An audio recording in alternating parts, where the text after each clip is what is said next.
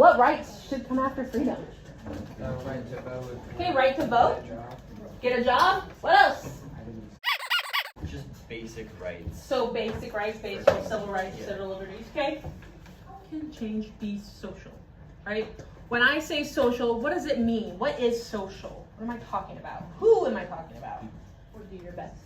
I think that people will need to change in order to, since people that were enslaved, like now they're coming back into society, but everybody has to change and realize like that's not how it's gonna be anymore.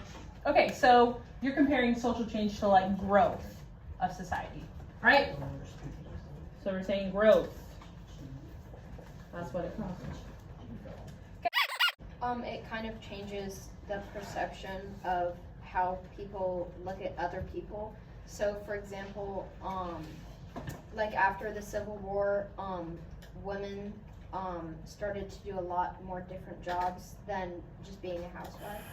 Okay, so traditional roles changed in society after the war. Okay. Great. Stop the talking, please. Send them to jail. Straight to jail. No, that's a thing though, for real. Disorderly conduct. That would be, you're talking out of turn. Straight to jail. So, okay, so as a result of the 13th Amendment, of having these freedoms, we have a white society trying to resist, trying to fight back.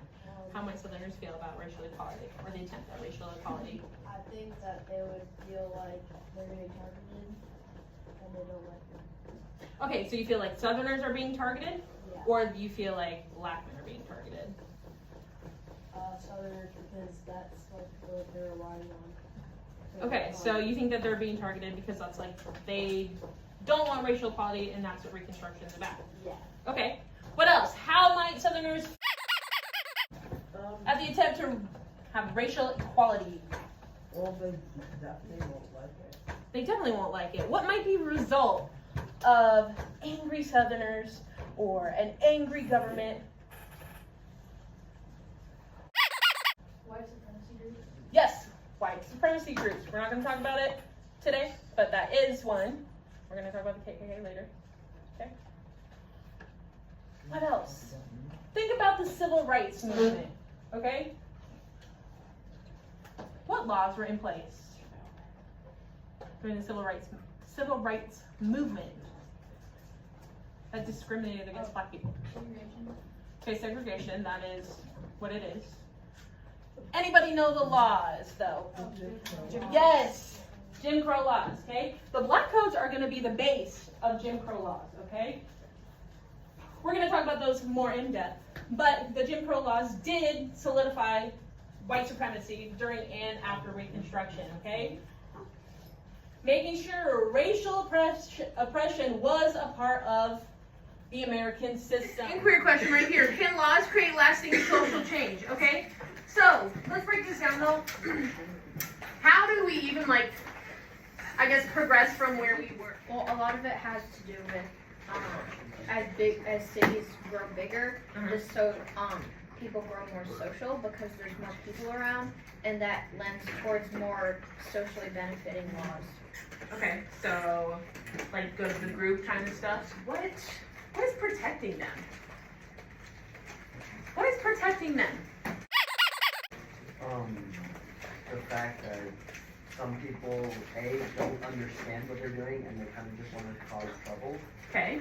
And also that some people do believe what they're saying and want to do it. Okay. So the spread of our systemic racism is founded through these laws, through these constitutional laws, these amendments. So if we're still seeing these things happening today, are these amendments or laws creating lasting social change? Sometimes, maybe not. Thinking about the Constitution, I'm gonna ask this question again. What is protecting groups like the KKK?